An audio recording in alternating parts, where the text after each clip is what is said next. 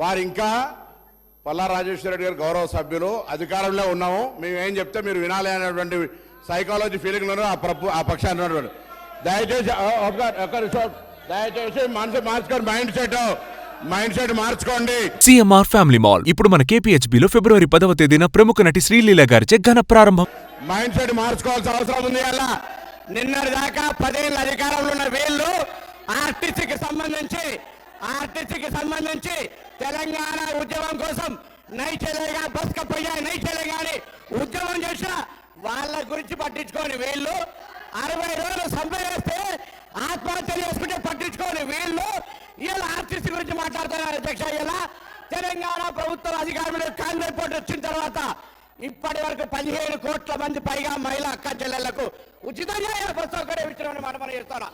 535 కోట్ల రూపాయల విలువ కలిగేటువంటి బస్ ఫేర్స్ ను ప్రభుత్వం భరించింది. అధ్యక్ష, ఇలా వీళ్ళు మాట్లాడుతున్నారు.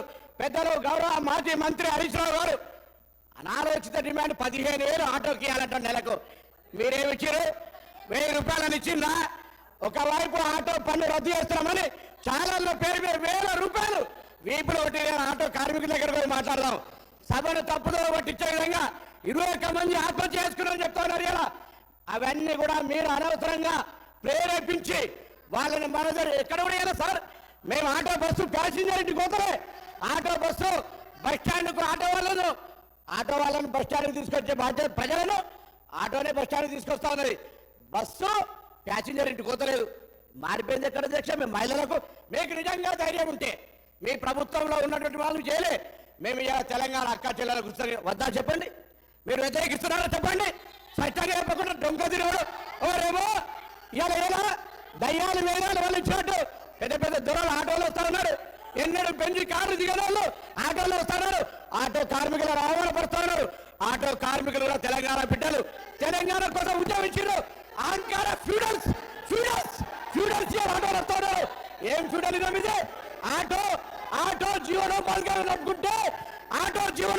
నడుపుకుంటే ఈ ఫ్యూడల్స్ ఆటోలో వచ్చి ఆటో కార్మికులు అవమానపరుస్తారా?